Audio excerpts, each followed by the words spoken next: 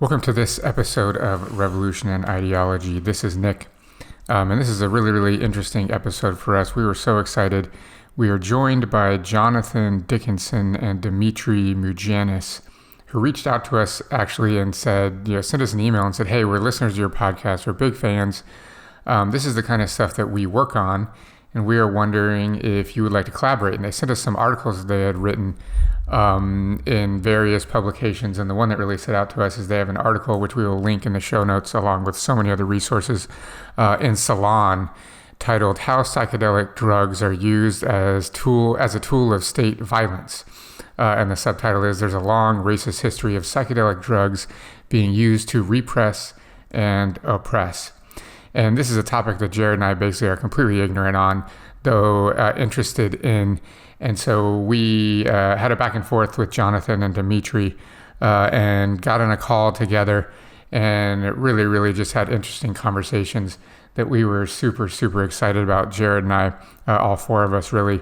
And so we finally came together and recorded a series of 2 episodes surrounding this topic. The first one is this episode, which is essentially sharing the title of their Salon article, us exploring how psychedelics have been used in the past by the state to oppress, and why that's important for the psychedelic movement now, and why that historical context is important really to explore the liberatory potential of psychedelics, which is the topic of the second episode in the series. So the potential of how psychedelics could be used sort of to challenge capitalism and in kind of a revolutionary way. So without further ado, this is the first episode in our series with Jonathan Dickinson and Dimitri Mugianis. This is Nick. This is Jared. We are joined here today. We're so excited to be joined by Jonathan and Dimitri to help us talk through this very, very exciting topic.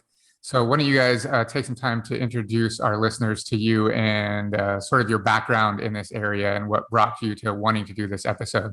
Right on. Yeah, thanks, guys. It's a pleasure to be here. We're both big fans. I guess I'll go first. I'm Jonathan. I've been working around psychedelics since, very closely since about 2009. I came down to Tijuana, where I live now, to work at an Ibogaine clinic. And so that's where I work now. We administer Ibogaine in sort of a medically supported setting. And for the most part, what we're doing is helping people detox off of heroin, methamphetamines, other kinds of drugs. And people look to Ibogaine and Iboga for a lot of other reasons. But that's why I'm here. I mean, I came largely for my own healing, my own kind of spiritual exploration at the same time. When I was in high school, I was reading a lot and kind of getting exposed to a lot of anarchist ideas, and started writing some things that my teachers didn't really like, and sort of got associated in a way at the school where things got laid out in front of me with the school cops, and they kind of made a lot of fuss that put me in some trouble for a while. And one of the results of that was actually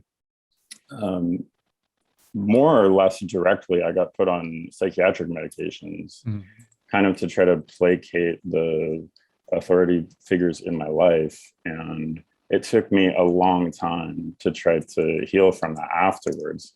I wasn't depressed going into it. I was just kind of pissed off. And then afterwards, I was really struggling. So psychedelics were what helped me a lot.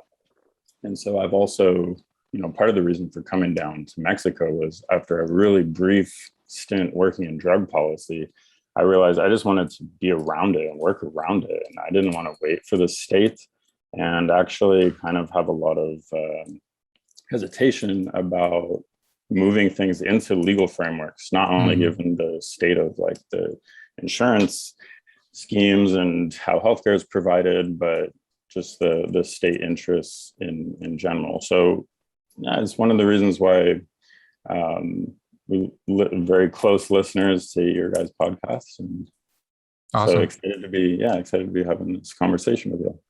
Cool. Thank Dimitri? you. Yeah, that was awesome. Yeah, hi guys. I'm Dimitri. Thanks, Jonathan. Also, really happy to be here. We're fans.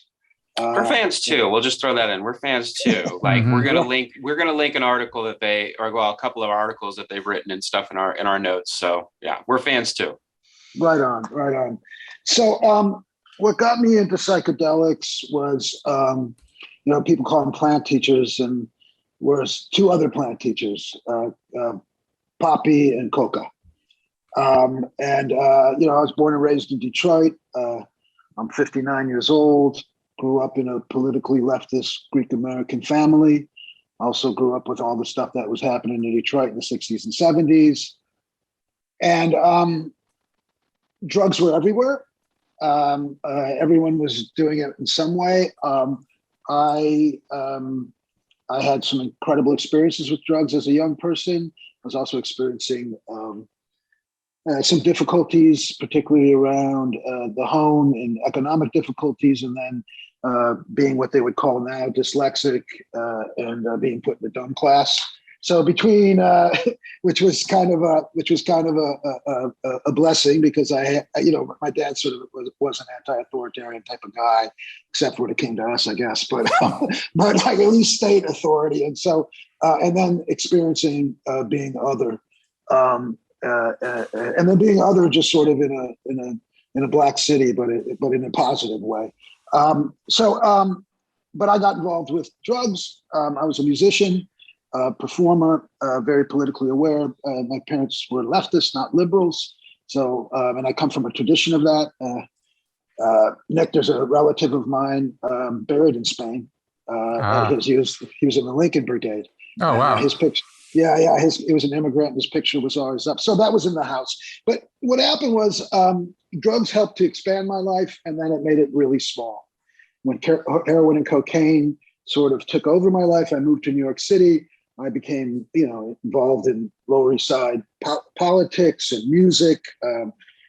Got to meet a lot of the people I read about, and got to be friends with some of them. And my life was expanding, but then it got pretty small. I think one of the things that happens with people who get, have a problematic relationship with drugs, particularly those of us who are sort of rebels or revolutionaries, it's sort of a revolutionary rebellious act.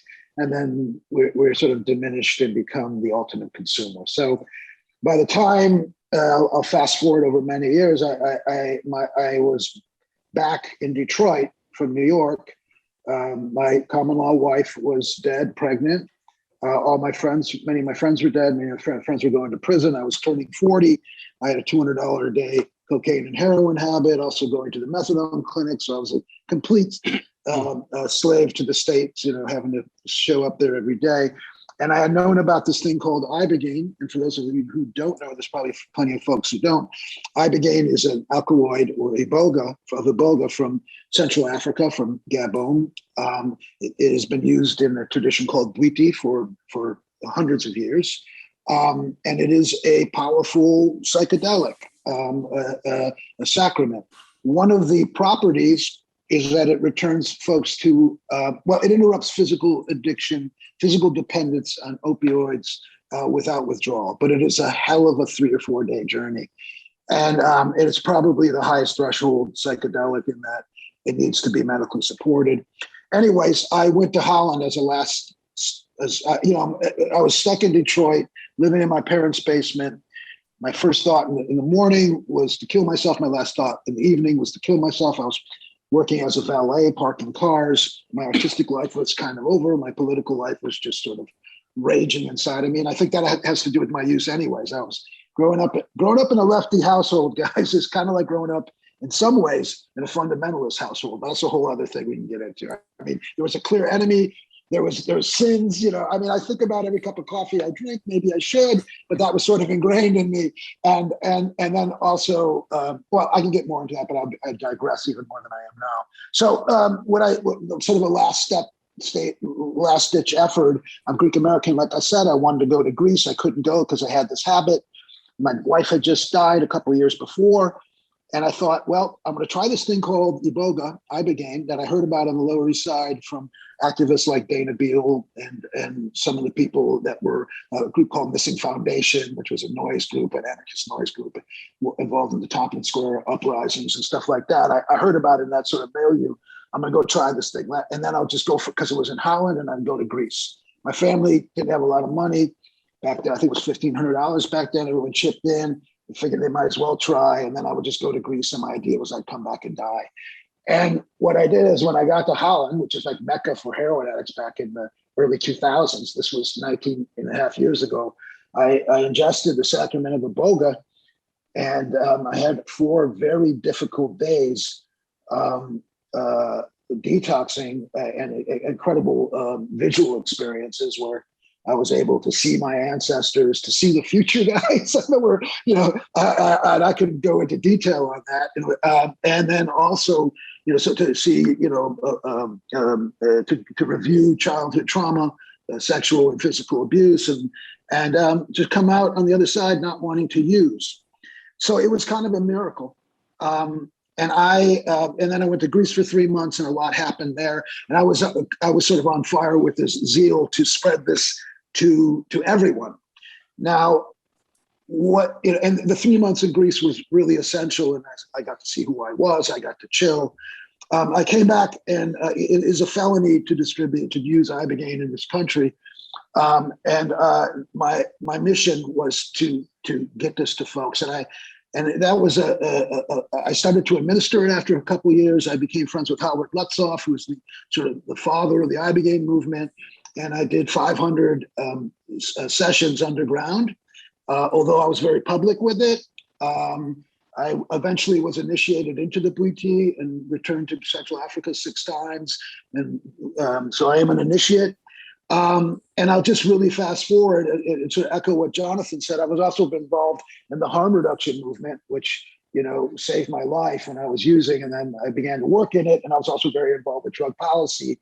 I am at the point now where I think that some of that work around drug policy was in fact a waste of time, because we're still talking about the state and this idea as an anarchist that if you legalize something and it's put into the market, it's going to be okay.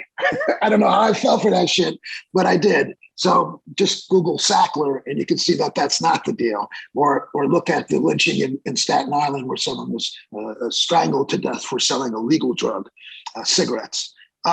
So I was eventually arrested by the DEA, which they arrested me for detoxing in a sting operation for detoxing an addict or a drug user with no sense of irony.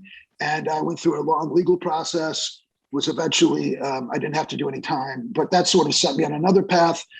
I now work in harm reduction, sort of as in a wellness center for active drug user sex workers formerly incarcerated, working with former members of the Young Lords as our elders and other activists.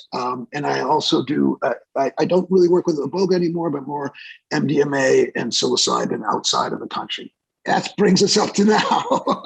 And I've been working. That's a hell of a story. I did it quick, guys. I hope. Yeah. We only got the Cliff Notes version, right? I've been working with Jonathan for quite a while. We've been writing together and doing some organizing together. We sort of see, and then we had a center in Costa Rica together for a while as well. Awesome. Thank you guys so much for that. Clearly, you both have a background and a passion for this topic. And like we've all discussed, Jared and I are sort of novices in this world. So we are really, really excited to have the both of you novices sort of is generous. I'd say completely ignorant, but yeah. To lead us down this path and really have this conversation of how psychedelics its relationship with the state and state violence and et cetera. So if you guys want to kick us off and head us down the path, we are ready and excited. Okay. Well, I mean, we've both felt that psychedelics have a huge healing potential, a huge transformative potential for sure. Mm-hmm. I think maybe at the beginning, I don't know if I don't want to speak for Dimitri, but definitely for myself, and I know I've seen this in other people too. Sometimes we come into it having had these really big experiences and kind of expecting that that's what they are, and that that's what would happen for anybody who took them, that they would have these same kind of revelations. And so I think one of the maybe most important frameworks to kind of look at them through leading into this conversation is as non-specific amplifiers. So that means, that it's not just that they're amplifying this experience of peace and love and unity and transcendence, but that they can be also leading us down other paths or find other uses as well. And so, that's in one of the articles that we've done, we sort of looked at some of the historic examples of that, like the Aztecs, the Vikings. There's one of them, the really good examples is the Nizari Ismaili state, which was a religious order of quote unquote assassins. It's actually where the term assassin comes from, is related with hashish. It was supposed to be this order, this small inner circle that was employed to carry out espionage and assassinations of key political figures at the time. So they were famous for fanatical bravery and never attempting to escape once they committed on a mission, and this kind of cultish determination. And so there's sort of this association of that with the use of hashish, both as a tool for mental control and motivation amongst the administration of that group. So this is one example, but there's certainly others. I think we should also frame it in context. I want to go back for just 1 second because and just say that what happened with me just happened with me in terms of never wanting to use. And I had to put that out there. What we've discovered after I've worked with thousands of people, is that healing, what we call healing, is very specific, and we can cause a lot of damage by saying that this is going to be the result. The result that people were looking for, of course, they want to be relieved of suffering, but we do damage by saying there's one result. And most people don't have the results I have. And a lot of the violence and a lot of the damage that the state, but particularly the economic system, does to folks in wellness spaces and healing spaces is provide a one size fits all and really to get us back to work. So I wanted to say that before we continued. Everyone's different. Everyone's different. Thank you. And to contextualize what there's this image out sort of in the popular culture that this is peace and love. And as a non-specific amplifier, I don't know, Jonathan, do you know who came up with non-specific amplifier? I'm not sure if it was Stan Groff, but I've heard him say it. To me, it's a really great way of looking at this, because the idea is, at least in the popular culture, is that you're going to take this thing, this product, and it's going to create a shift in consciousness to make us all sort of, peace and love and share the wealth. When we're talking about like human suffering, we're really talking to a great degree. Of course, we're born and we suffer. Of course, our culture has a lot to do this, but right now it's our economic condition. It's the economic system that's causing us harm. So to have a product that does that, a product that will bring enlightenment. So our article about state violence, which is just completely ridiculous if you're going to take something, our article about state violence is to really contextualize that, because what's been happening in the mainstream psychedelic world, the so-called Renaissance, is that there's this underlying idea that simply putting these medications, these drugs, these sacraments in the existing system will change it. And we know what capital does. Mm-hmm. It will morph any motherfucking thing. And so what we did in that article in Salon was sort of lay out these uses for historic uses for psychedelics, and that might not have been, sort of liberatory. I mean, to bring it to more modern examples, I think it's kind of important to look at, it was 1943 during World War II that LSD was first synthesized by Albert Hofmann at Sandoz Laboratories in Basel, Switzerland. So it's right in the midst of World War II. And so although like there was mescaline and ibogaine and other psychedelics that were known about, but that event is sort of cited as one of the main events that led to the modern use of psychedelics, just because of how kind of explosive LSD was in the consciousness. But around the same time, even right from the very outset of that sort of flowering open of psychedelics in modern consciousness, 1944, we find Kurt Plotner, who was a department head at Dachau, was administering mescaline to Jewish and Russian prisoners during interrogation to see if it would work as a truth serum. You know, one of the nurses that he was working with was describing that purpose is to eliminate the will of the persons examined. I know in a year later, 1945, Plotner was hired by the CEA as part of Operation Paperclip, which recruited a lot of Nazi scientists. And so he was sought out because of that kind of work that he was doing and allowed to continue his interrogation research with protection from prosecution for any of his work. So this is, you know, sort of early roots, but we see the CIA having a strong interest in it, and that led right into the MKUltra program.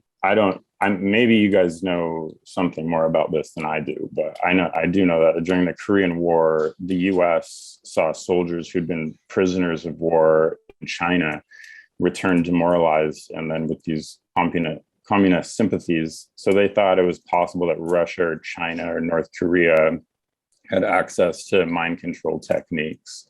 And so MKUltra was conceived in response to that threat to try to develop their own. So between 1953 and 1962, MKUltra grew into this beast of 144 sub-projects at 89 research sites. And so the creator, Sidney Gottlieb, the CIA's chief chemist, brought LSD into that. One of the first things that he did was spend $240,000 to buy the world's supply of LSD and distributed that to clinics and hospitals across the US. And so that was one of the things that MKUltra was doing, was incorporating really high doses of psychedelics into their research. So I just want to add a little color to Gottlieb, who I think was a fascinating character. There's an interesting book called Poisoner in Chief that's about him. I think it's a good book, but I think it's sort of, the conclusion is, you know, the conclusion you'd expect from, you know, bourgeois press, but a good book to read. He was a observant Jew. He was a vegetarian. He was into yoga. He loved to trip, would take vacations to India to feed the poor, had a goat farm, sort of had a hippie sort of, you know, exterior life, and also had a license to kill for the CIA and the state, and used it. And so I think he represents a really interesting character in terms of all those things and this. One of the journalists who covered Gottlieb, Stephen Kinsner, he said, Gottlieb wanted to create a way to seize control of people's minds, and he realized it was a two-part process. First, you had to blast away the existing mind, and second, you had to find a way to insert a new mind into that resulting void. So he says, we didn't get too far on number 2, but he did a lot of work on number 1, just on the blasting away of the minds. So some of the specifics, like one kind of interesting example is the NIMH Addiction Research Center in Lexington, Kentucky. And I mean, Dimitri and I were aware of it specifically because they did experimentation with ibogaine on formerly opioid addicted Black inmates. So it's sort of why it came up for us. But they also did a study, for example, looking at LSD effects on Black inmates who were offered heroin as a coercive incentive for their participation, and then compared those effects to the effects on unincarcerated white people who were treated at the lead researcher's home, an environment designed to reduce anxiety. Really crazy. Yeah. To give you an idea, just so you guys know, that was one of 2 only two existing drug treatment programs in the country. If you read about like sort of beatniks and jazz guys, they all went there. William Burroughs' son, I'm blanking on his name right now, wrote a beautiful book about it called Kentucky Ham. So folks were coming in for drug treatment and were offered heroin. Of course, Black people. And I want to make a comment. It just occurred to me, and I think it's my problem, a little bit of my problem with the book Poisoner in Chief, in that it doesn't really have that much of critique on the state. When Gottlieb said that, there you go, I found it. Warned that to create a way to seize control of people's mind and realize it was a two-part process. First, you blast away the existing mind, and second, you find a way to insert a new mind into the resulting void. We didn't get too far on number two, but we did a lot of work on number one. So this is something to keep in mind as these drugs become mainstream. Because if they're blasting number one, if number one is working, number two, we're walking in it. We exist in this. And I'm probably getting ahead of myself in the conversation, but what psychiatry sort of in a broad sense wants to return us to baseline. And baseline is Black Friday, guys. That's normal. Running and stamping on your neighbors to get a cheaper TV. So it's an interesting quote. I'm just looking at it, and so that just came up. So wanted to jump in. Sorry if I ruined the narrative thread here, Jonathan. No, it's true. I mean, one of the sort of frameworks that's come out of research recently is talking about the default mode network. So what they're trying to do is contextualize that. That's what psychedelics do, is they sort of blast open the default mode network. So it's a very similar sort of contextualization of mental illness and how to treat it and what they're looking for. Okay, so just going back to the NIMH Addiction Research Center that you were talking about, Dimitri, it was one of the big centers in the States for that. In the 70s, the ARC program moved to Baltimore and became the National Institute on Drug Abuse. So that's NIDA. And so even though that long-standing research program obviously violated research ethics, it's never been renounced by NIDA as it stands today, or by MAPS or any other psychedelic research institutions. Maybe just talk about who MAPS is so folks know. Sure, yeah, MAPS is the Multidisciplinary Association for Psychedelic Studies. And they're sort of the more visible and, well, in some ways successful getting psychedelics introduced through clinical trials, through the FDA and all that. So they're the ones that have been championing the use of MDMA to treat PTSD. So they're certainly not the only ones anymore, but they're still one of the bigger sort of heavy hitters. So we'll talk about them more and circle back. But I mean, just as another example of MKUltra research programs, like it was an international program. So one of the other centers was at McGill University in Montreal, and there Dr. Donald Ewan Cameron was a leading psychiatrist in his day and the director of the Allen Memorial Institute. So he wanted to find the root cause of mental illness, which he thought were unhealthy social patterns, and to cure people through a process he called depatterning. So approximately 80 patients went through depatterning, which involved the use of barbiturates to put people to sleep for several days, then giving them LSD, followed by massive doses of electroshock therapy over the next few weeks. It's torture. Yeah, it's wild. So in a paper published in Comprehensive Psychiatry, Cameron described the method consisted essentially of the administration of 2 to 4 electroshocks daily, to the point where the patient developed acute confusion, disorientation, and interference with learned habits of eating and bladder and bowel control. The patient may also show loss of a second language or all knowledge of his marital status. So essentially, they're trying to return people to this infantile state and then see if they can rebuild them back up from there into happy, healthy workers. I mean, was this like a softer form of like lobotomy, like since that had already kind of like been drawn into critical inquiry? Yeah, they were talking about chemical lobotomies. Yeah. Okay. All right. And they would keep people, in isolation in a diaper. If someone was incontinent and lost control of their bowels, they would consider that a positive step. Something that's very interesting about this, of course, capital is most destructive to the most vulnerable folks. I mean, people of color, poor people, women, gay people. But a lot, from my understanding, most of these subjects were middle class, which would read upper middle class these days. So they were professionals. They were Anglophones in an incredibly anti-Franco atmosphere. And a lot of them were men. Of course, there were a lot of women who were, quote unquote hysterical, but it just shows just how the structure is not good for anyone.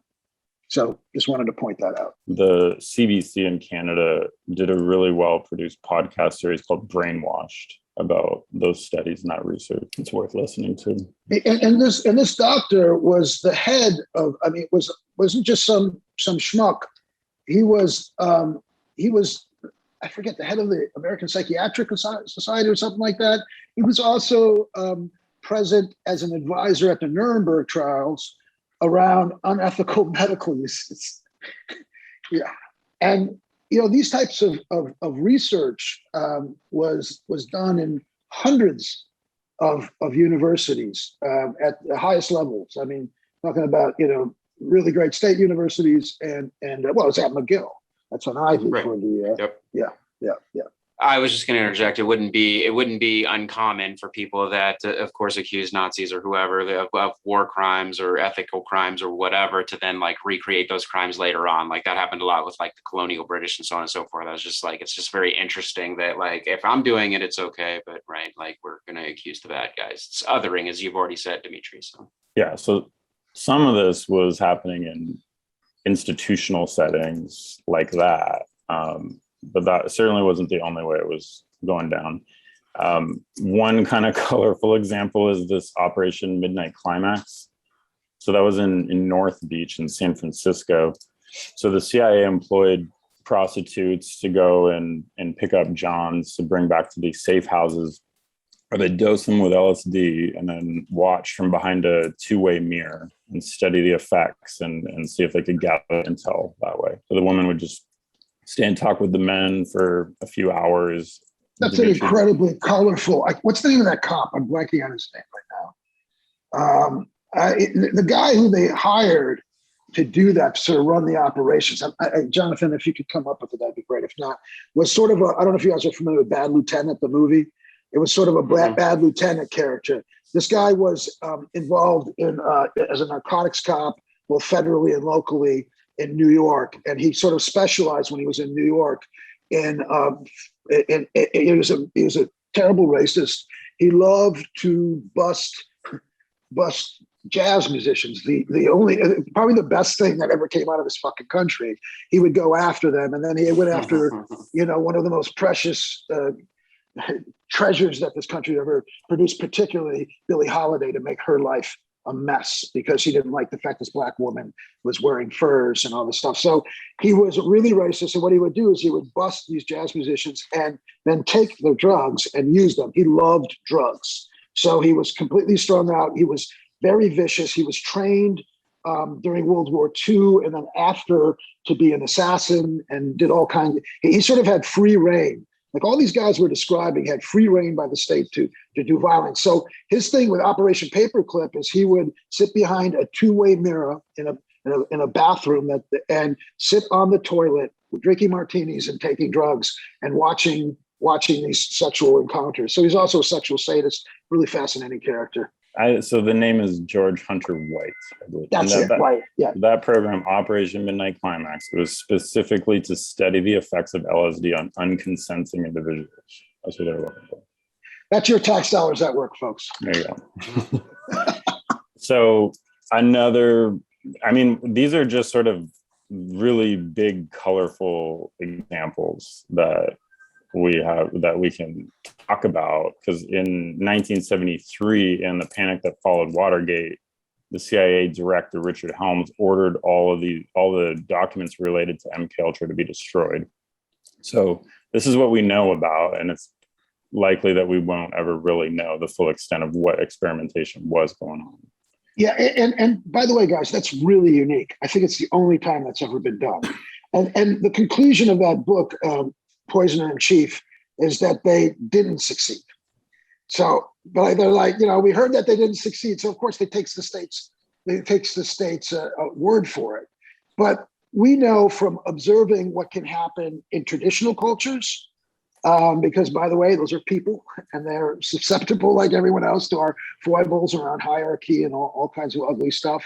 And sort of in the cult-like environments that we've seen, these non-specific amplifiers are very powerful. And they can tell a story. I mean, one of the stories they're telling now is that you can just be cured from PTSD. So we just give it to the soldiers when we come back. And by the way, there's no program to give it to any Iraqis or Palestinians well, there's one program to give it to Palestinians, but it's with Palestinians and Israelis together, which I think is it's like fucking so bad. It's like a joke. But the idea is that you can simply take this stuff and recover from these things. But I'm digressing again. We should probably talk about Whitey Bulger here, huh? Yeah. Another really good example of like a non-specific amplifier here. So 1956, Bulger was in a federal penitentiary in Atlanta and was enrolled in the MKUltra research under the auspices of they were going to be treating him for schizophrenia. So he was given high doses of LSD daily for over a year. And, he's written about it. He's written about it in letters. He said he thought he was going insane. He said that, he'd committed crimes, but the worst crime was what they committed on him. Anyways, looking at his life later, 1965, after being released, he went on to have this illustrious and incredibly violent mob career. And interestingly, also served as an FBI informant for a while. So, yeah. I mean, you can get conspiratorial on that. I think there's, if the FBI and the CIA were working on a way for mind control and to use people as informants, and I don't know, but it's a big to that one. So, So there's all these examples with MKUltra. I mean, the CIA was interested in psychedelics in so many ways. Actually, when you look at what happened, Sidney Gottlieb basically brought psychedelics to a lot of the intellectual class that kind of became proponents of the psychedelic culture in the 60s. So you're talking about like Allen Ginsberg and Ken Kesey and Aldous Huxley and all these kind of famous artists and beats and stuff like that. So, he's called the unwitting maybe, but godfather of the psychedelic counterculture. And guys, you all know this, that the CIA has got its fingers in all kinds of shit, including abstract expressionism, the Paris Review, several writers, whether they knew it or not. So this could be, there's the sort of the pinking of the CIA right now by, with those advertisements with gay folks talking about being gay people of color talking about being in the CIA. Or the greening of Israel with cannabis. This might be the Paisleying. I don't know if that works of American culture. This stuff, even if it got into some of our cultural heroes, some of us, I love Kinsey, but he got it sort of indirect. The reason he was working in a mental institution, for those, Ken Kesey should look it up for those who don't know, but he wrote this beautiful book that was sort of an indictment on the mental health and the sort of punitive aspects of institutionalization in this book called One Flew Over the Cuckoo's Nest. But he was working at that place so he could have access to the acid, which actually came through CIA. Yeah, so they had their hands in all kinds of areas of the psychedelic counterculture. One example is, so the counterculture sort of narrative is that one of the big ways that psychedelics came into collective consciousness was this article in Life magazine by this banker named Gordon Wasson, who went down to southern Mexico, and he and his wife were sort of introduced in Pablo de Jimenez by Maria Sabina to magic mushrooms. And so his story sort of exploded, and eventually all of the... I'm sorry, John, can you tell folks who Maria Sabina was? Yeah, Maria Sabina was a traditional Mazatec healer.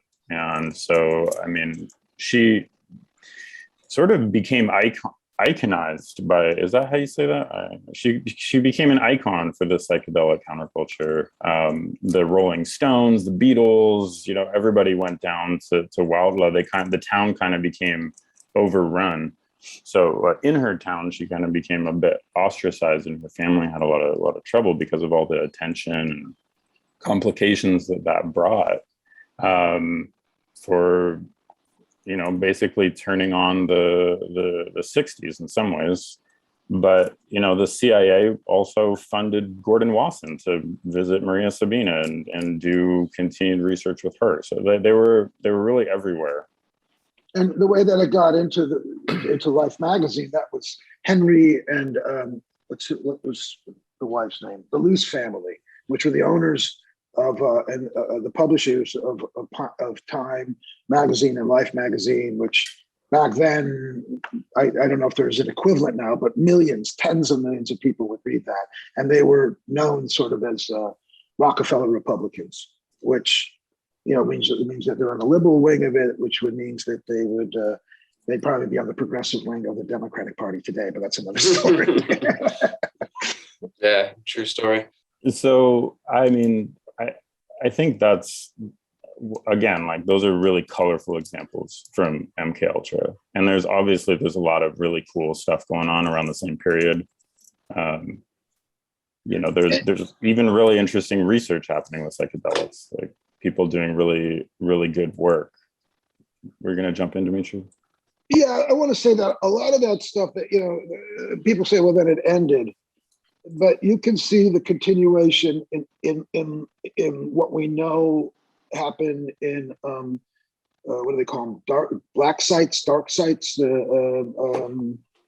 name of that? Where they were just, well, in Guantanamo, for instance, a little bit that's seeping out.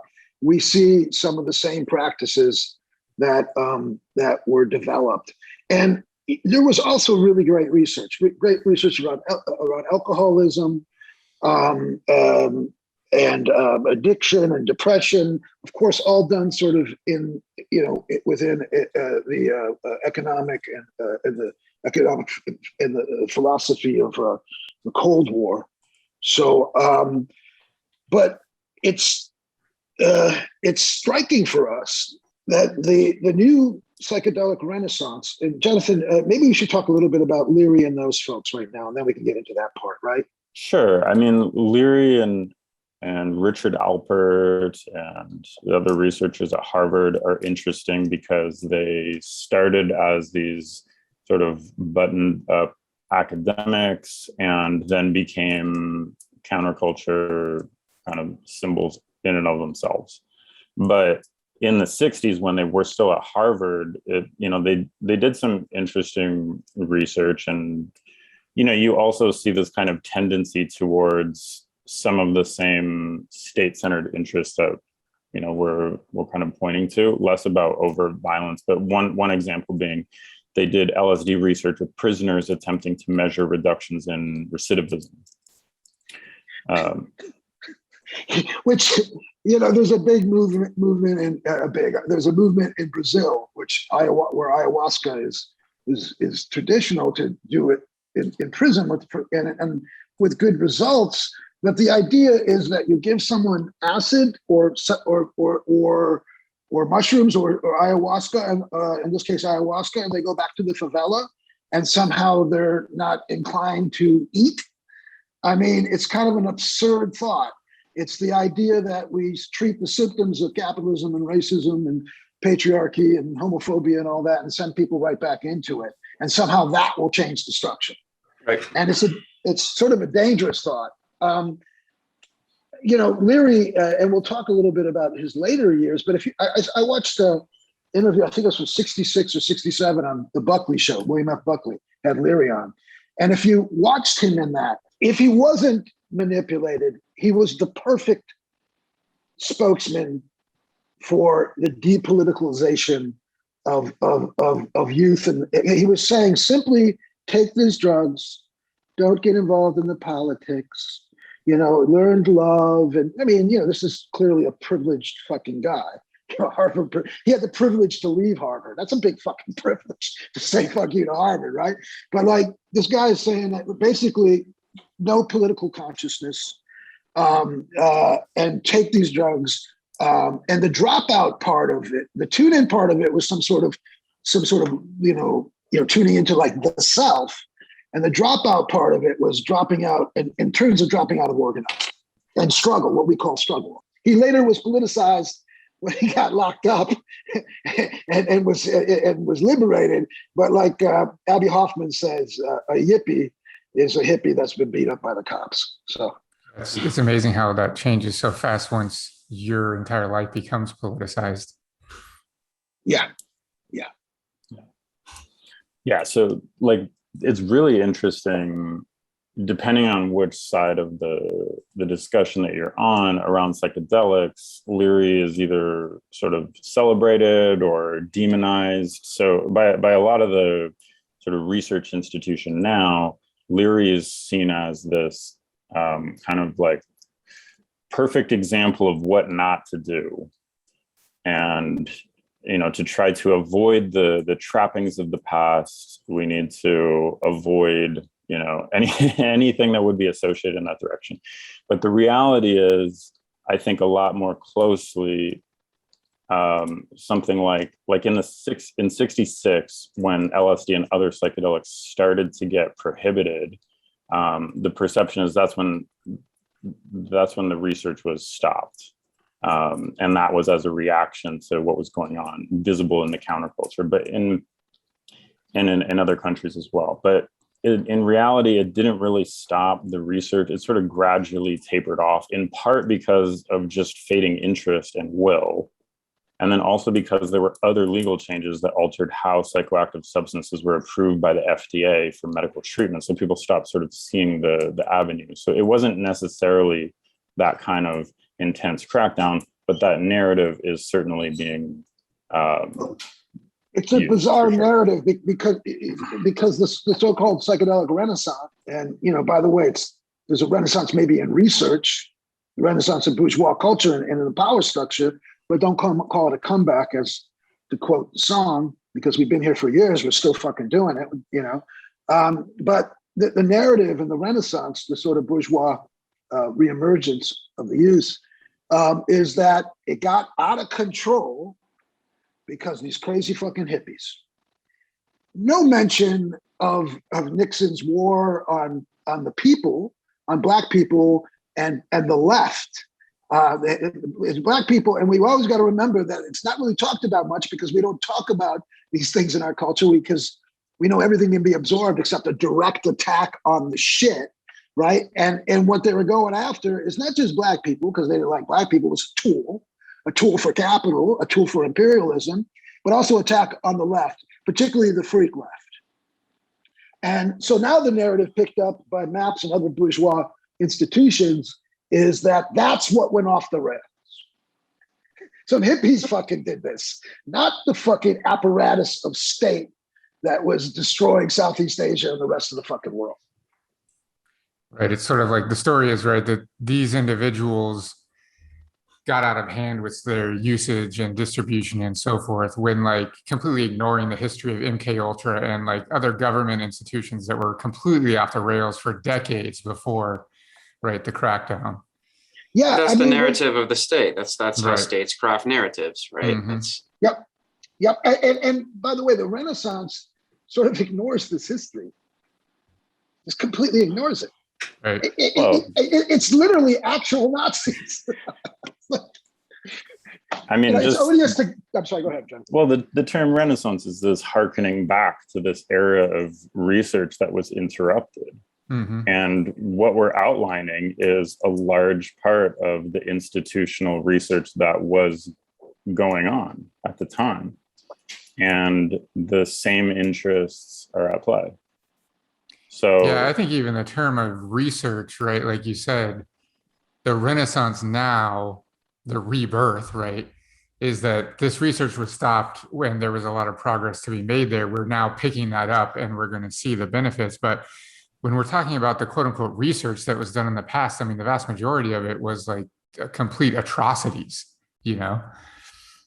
It's that same notion regarding the monopoly on violence, right? Like that Weber thing, like the state can purportedly advertise the ideals of like nonviolence and peace, and we're peacekeepers, and this is what we do, right? But they have the monopoly on violence. Just like in this case, they wanted to have the monopoly on the use of psychedelics and the experimentation and research of psychedelics, right? That's that monopoly right there. That it is those that take these things into their own hands, i.e., as Dimitri was saying, these hippies, that are the problem. They're the ones taking it off the rails. That's what they're trying to insinuate when, of course, ignoring their own transgressions, right? I mean, it's the great hypocrisy of the state. Whether we're talking about violence or whether we're talking about like psychedelics, that's what it is, right? And that could, thank you for that, because that's exactly what it is. And the limitations of these medicines, these drugs, these sacraments, however you want to say it, and what is often ignored is that container in which we all live, that water in which we all swim, is more powerful without an analysis. So what I'm trying to say is, folks take these drugs, have this great breakthrough, see the planet is in trouble, and wonder how we could get this to market.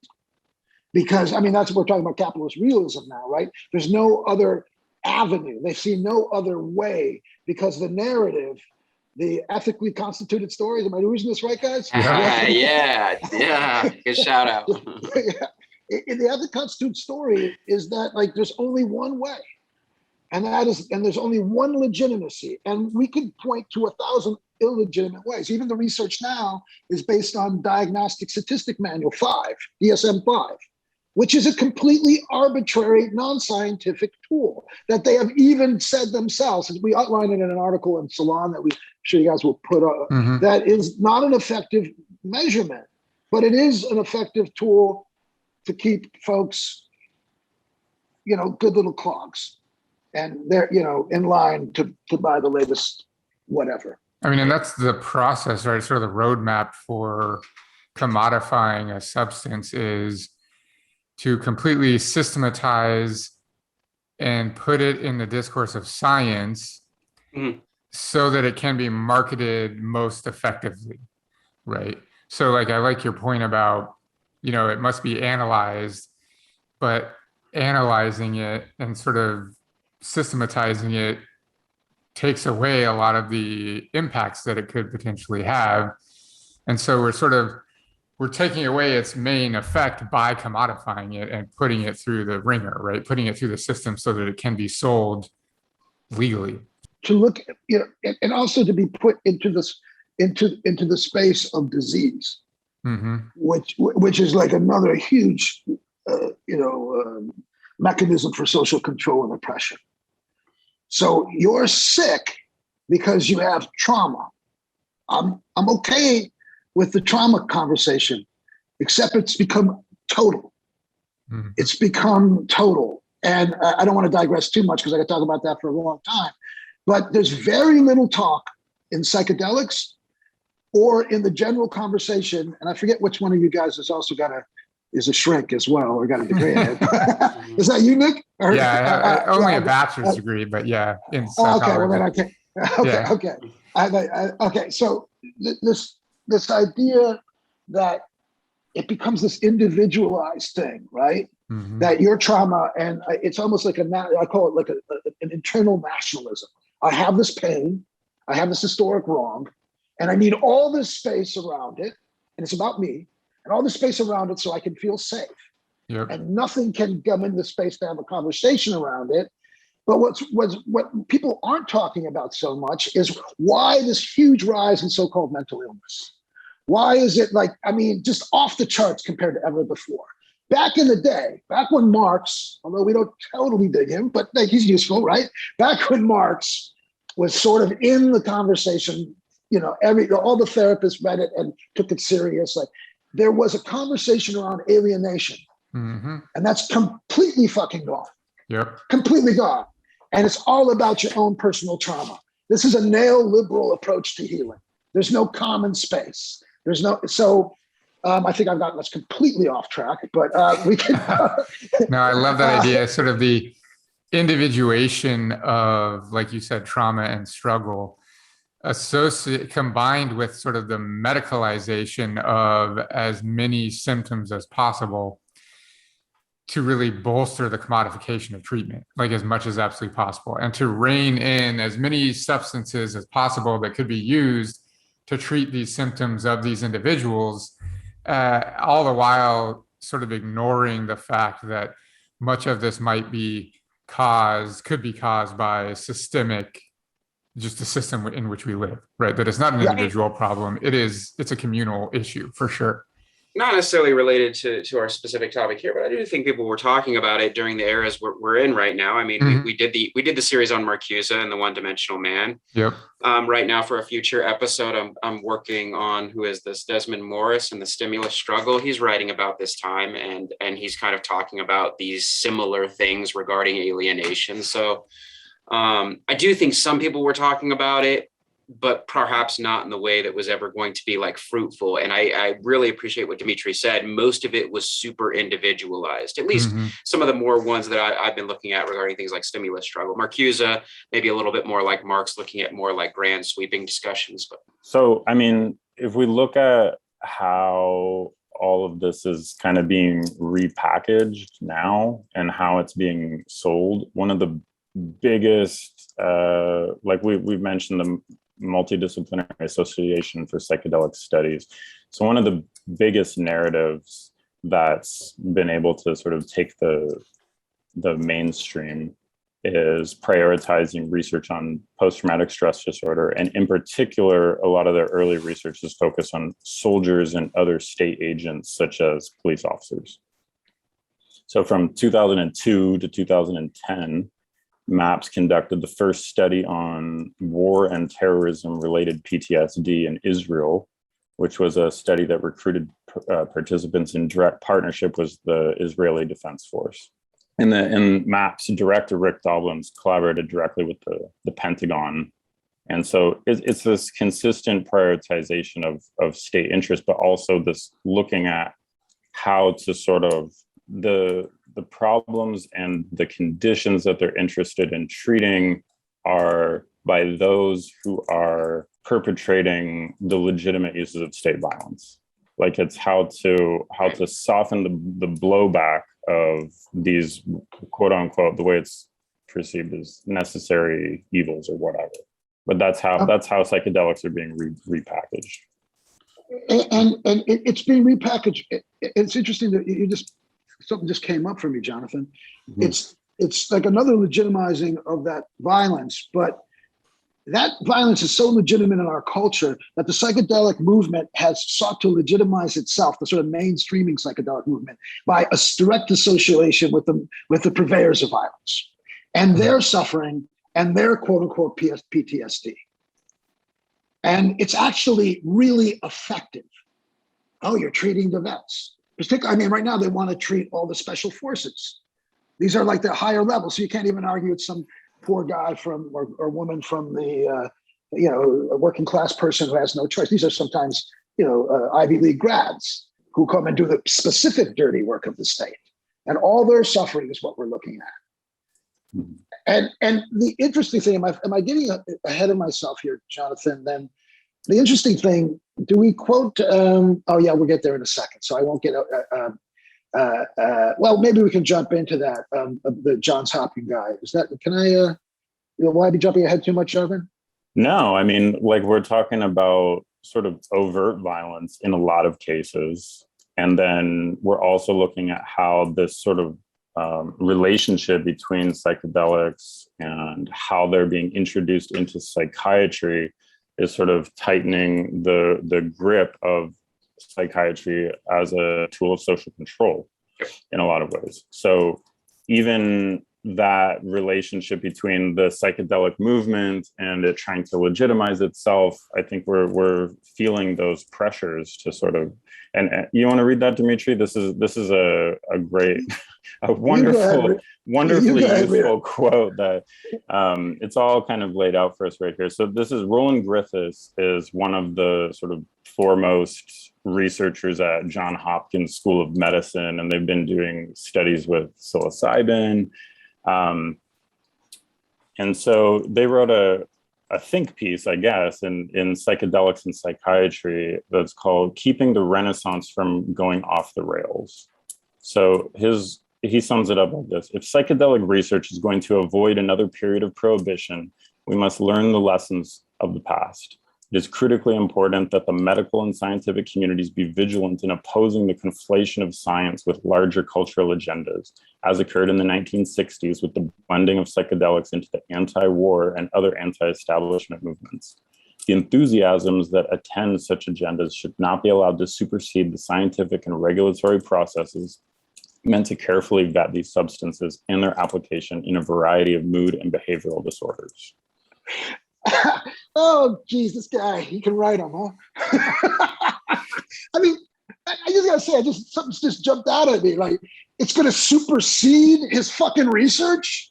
Like, we don't want to let an opposition to imperialism and mass murder supersede the fucking research because science is in control. This guy's like the main researcher, a scientific researcher at Johns Hopkins. Don't get me started, guys. I mean, and they're working on PTSD for vets. Don't address war. Just patch them up and send them back out. Right, yeah. But that's the positivist mindset, right? Like the people that subscribe to science is almost like with this like religious type of reverence, right? If they get so compartmentalized that they can't see like the meta picture, or what if we're using the term systemic picture here, like it's compartmentalized, right? They're in their own little field, their own little box, and this is what we're doing, like literally taxonomizing, of course, not just in this case like psychedelics, but like the process by which these things should be vetted, right? And their application is also then thus taxonomized without ever actually like looking outside of really the window. Have you guys seen, this is reminding me so much of it started as a podcast and then became a series on Amazon Prime. It is called Homecoming with Julia Roberts. Did you guys watch this? So this is exactly their program is. The show is a drama about this research institution that is experimenting with drugs on vets to see how fast they can essentially wipe their memories and get them back into the battlefield. It's exactly what they're talking about. Well, yeah, I mean, that's something that's kind of being ignored. Like, why is the Pentagon interested in it? Mm-hmm. Clearly, they don't take care of vets. I walk over them every day with signs, asking for a couple bucks. So why are they so interested in this? They've got a lot of investment in a helicopter pilot, millions of dollars worth of training. Mm-hmm. And I think it's also really telling that he would talk about psychedelics going off the rails, how to keep it. Now, as a researcher, as a scientist, why does he fucking care? What business is it of his? Is he research or is it R&D? Right. He's coming up with a product to go to market. Yep. So, we see this attitude, that Jared was just talking about, like, throughout our culture.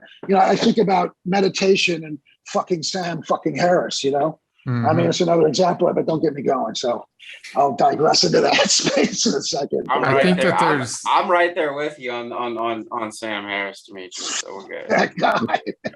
On that dude. Not a fan, man. Not a fan. I don't know why he gets so much love. Right. And it's by so many people who I really like, because he cloaks it. Anyways, cloaks it in this meditative sort of Buddhist space, but he's a fan of imperialism. Oh, absolutely. I think there's so much, this path that you sort of have brought to light, which it never occurred to me before, of how the Renaissance is so much trying to align itself with the military, right? I mean, the biggest spender and perpetrator of state violence because, like you mentioned, it's the quote unquote most effective or easiest path to mainstream adoption, right? If we can say we're treating the vets, well, no one would disagree with that, right? But it just happens to be so convenient that these are the individuals and the apparatus that are committing just wild atrocities across the globe, The external enforcing class, as we call Exactly. them. Oh wow, nice. And also Yeah. the biggest polluter on the planet. Yeah, right. Yeah, they get a pass on that often. Yeah.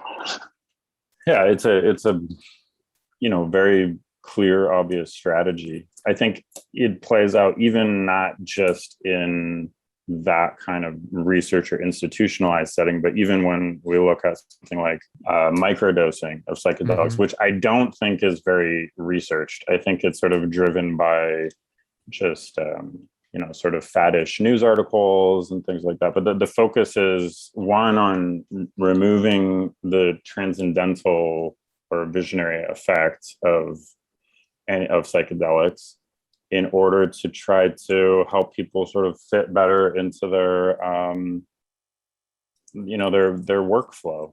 Yeah, the first time I heard about this, I read an article, and I don't know, it was like some startup magazine, right? TechCrunch or something, or where someone in Silicon Valley wrote this piece of their experience with microdosing, and it's laughable that this attempt to commodify this substance, like you said, to remove any kind of transcendental experience and purely make me a more effective worker. Like, I mean, just how asinine this whole process is, it's just mind blowing that people can't see through sort of just the absolute spectacle of this, and really just how this is becoming used purely for the efforts of capitalism. I mean, there's no way around it. You know what I mean? It's just fascinating to me and just mind blowing, really. But it's not unique. It's like caffeine. It's the more benign stuff like caffeine used to get you geared up so you can get to work. Or for a long time, nicotine was like your brief reprieve during your 15-minute break, right? That's how it's being sold. Like, go ahead and reset yourself by going out and having a cigarette or whatever, but then come back and get you'll be ready to go again. You'll be refreshed, right? Like that's so that you're ready to, bust the tables or whatever. Yep, exactly. Yeah. I mean, one of the great things about LSD is that for 12 hours, you're not doing anything. Probably not driving a car. I mean, I wouldn't recommend it. Right. But you're not polluting. You're just like laying there fucking looking at your toe. So 12 hours of nothing, Which is just funny. The whole microdosing movement is to maintain the consumption of the substance, but make one be able to do something, right? To be productive, quote unquote. That's it. Right. That's it. Maximize productivity. Yep, exactly. And we make this point in an article about Ibogaine, Jonathan and I, that one of the great things about this is how inefficient it is. That's one of the healing aspects. That, I'm going to be sitting, when I sit with somebody, I sit with them for 8 hours, and there's like 2 or 3 of us. And we don't know if it's going to really do something at the end. Right.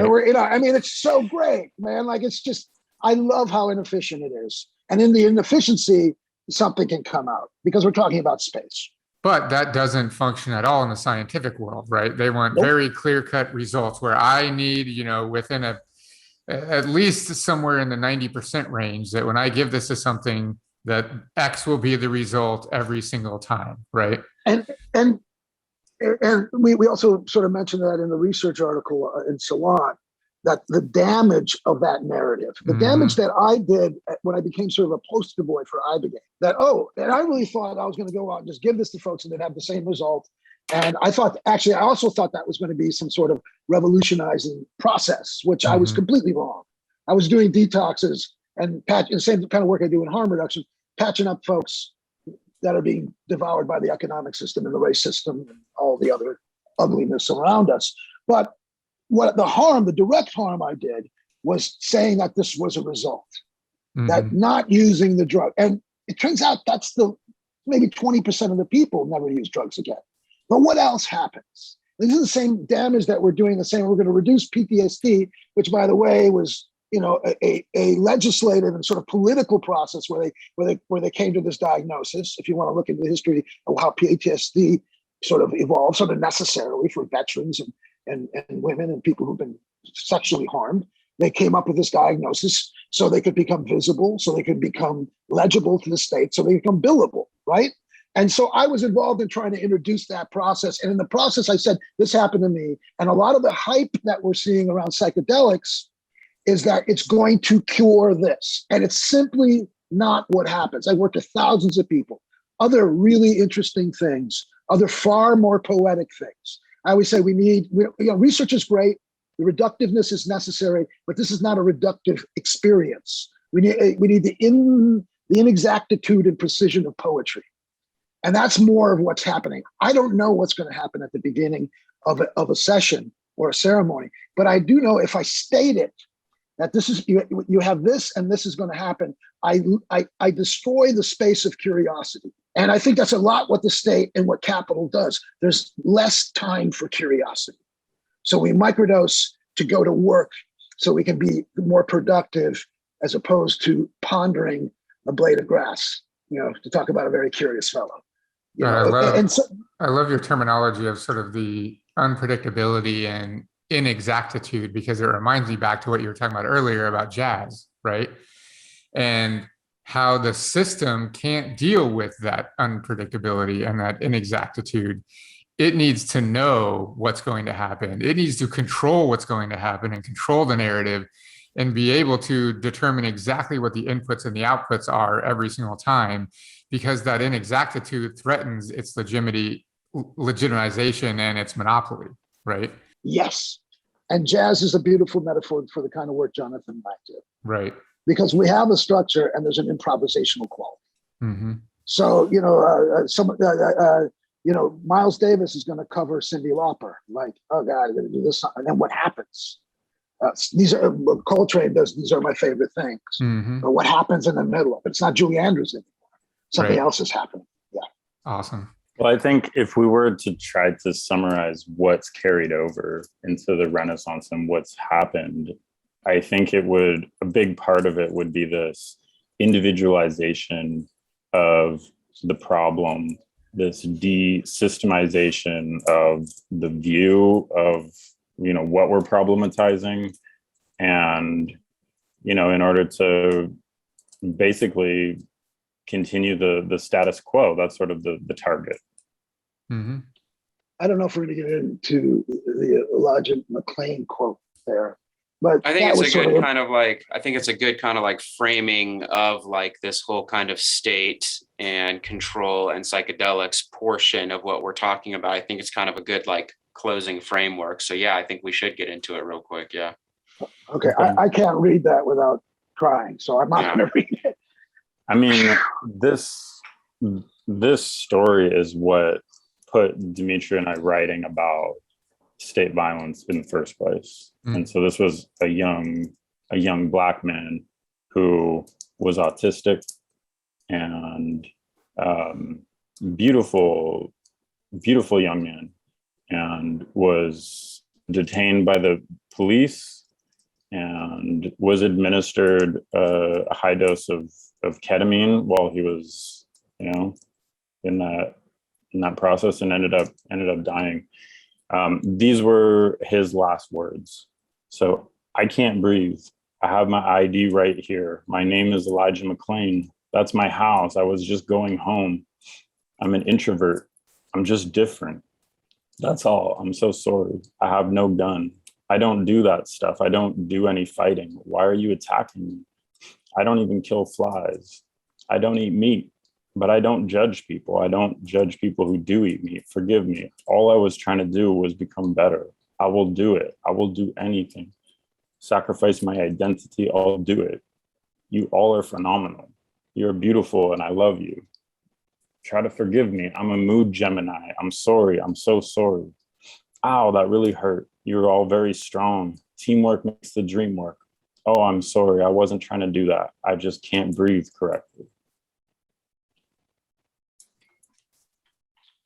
Yeah, I mean, that definitely kind of like That's it right there, right? Like that quote kind of encapsulates everything we've been building towards, right? Like the state, control, monopoly on violence, monopoly on use of psychedelics, like that quote encapsulates it all. Excuse me.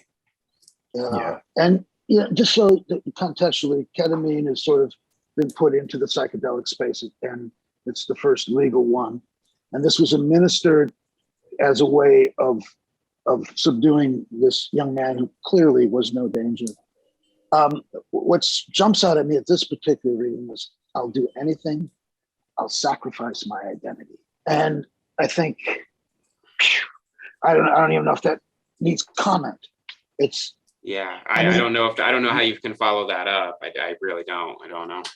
Well, I mean, we made the point in the article, the protests that came out of the George Floyd killing as well were suppressed by police who were trained by the IDF. Mm-hmm. And so there's this, it's just interesting. It's interesting looking at where the priorities have lied. And it is interesting that people have specifically turned away from the term revolutionary towards, more, I don't know, softer language.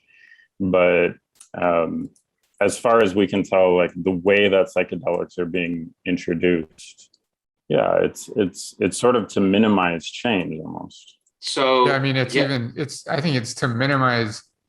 I mean, the quote by the researcher from Johns Hopkins, right? He's talking about how we have to make sure that these substances aren't used to challenge the establishment.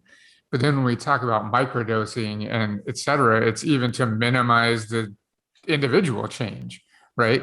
It's almost as if they want to take away any impact of these substances at all and just make them into commodities that they can profit from, And actually, that's what's happening now.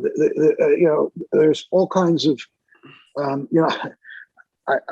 was on a phone call where someone mentioned VCs, and I thought they were talking about Viacom. I mean, it's my age, but I really didn't know what VC meant. But these venture capitalists and big money are all about this. They're 100%.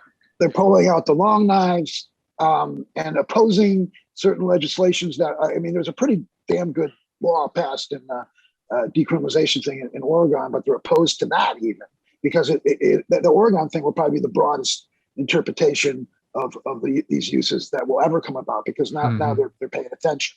But yeah, and also sort of a dictating of what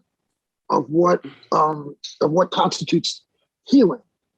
So, and the distancing, and we're going to talk about some liberatory practices now. The distancing, I think, is kind of interesting. It's sort of striking. They want to distance themselves from the liberatory practice and never mention, some of these suppressive practices that have been happening and abusive and racist and everything else. With the coming down of all these statues and conversation, there needs to be a conversation, maybe some apologies done by these institutions, but also the psychedelic institutions need to acknowledge that some of the stuff that we're going on is based on this. Right. So do we have can we put a little bow on kind of state control, the state control portion here of the psychedelic movement? You've taken us on an amazing journey, both your own personal journeys and then of course the historical journey dating all the way back to Aztecs and Vikings and taking us obviously into the 20th century with MKUltra and so on and so forth. And even of course into more recent events like what's happened with Elijah McClain and of course the George Floyd protests and things along those lines. I don't know if it's possible what I'm asking for, but maybe a little bit of a bow. What are your kind of final, and I don't know that your final is the right word I'm looking for, but some concluding thoughts, I suppose, on the state and psychedelics. I know it's kind of a loaded question, but before we get into the liberation, because I know a lot of our listeners are going to be excited to hear about the liberation part as well, but kind of just a little segue here as we transition. I would say that these are incredible tools for individual and collective change. But when someone goes into a psychedelic experience, it's recommended that they have some sort of analysis about, because first of all, they might be overwhelmed and not know what to do with it. And so you come in with a sort of an analysis of what's going on with yourself and you work on that. Without a deep analysis, we will, and then conversations and actions in which to subvert the tendency of domination by the state and capital, then we are doomed to that. So there's plenty, and what it can do, the thing to caution is that you can sort of get into this oneness space, this whole holistic space of like, heal thyself and then we'll change the world. Yeah, we need to change ourselves, but we also have to look at historic lens, how real change and evolution and revolution happens, and have a critique of exactly what is going on. And that involves an economic critique, a political critique, a gender critique, a race critique, a sex critique, and a class critique, a class analysis. And without that, we will be operating under false consciousness. We'll think we're changing the world and we'll be calling it the work, but we'll be taking ayahuasca on the weekends. Jonathan, what do you think? I definitely can't add anything to that. Nick? Yeah, I think that this is incredibly important to sort of frame the use of these substances in their historical context and how they've been used by the state specifically, throughout history, so that once we start talking about their liberatory potential or their potential to challenge the status quo and to make people think outside the box, I think that we can't ignore the oppressive and just the atrocities that have been committed by the state using these substances as tools throughout history. I think it's important for us to understand for sure, which I had no knowledge of before Jonathan and Dimitri really educated us on this for sure. So this is Nick again. That does it for this first episode in our series of 2 with Jonathan and Dimitri. If you're at all interested in this topic, I highly, highly recommend visiting the show notes on our website, or if you're watching this on YouTube, the description of the video. Our website's revolutionandideology.com, where you can find links to so many of the resources that we mention throughout the episode, really that Jonathan and Dimitri mention, including a lot of their work. They've written pretty extensively on this topic. So if you're at all interested, I highly suggest that you, first off, check out the second episode in the series, but also check out the lengthy list of related resources that we have. If you like this episode and you're listening to this in a podcasting app, leave us a rating and a comment. That will help us to find more listeners. If you're watching this on YouTube, like the video, make sure to subscribe to our channel and leave us a comment. That will help us please the YouTube algorithm. You can find us on Twitter at RevAndIdeology. If you really, really love what we're doing, you can support us on Patreon, patreon.com/revolutionandideology. And thank you, as always, to our many Patreon supporters that keep us inspired and motivated to putting out content as continuously as we have time for. Thanks again. Hope you enjoyed this episode, and check out the second episode for sure.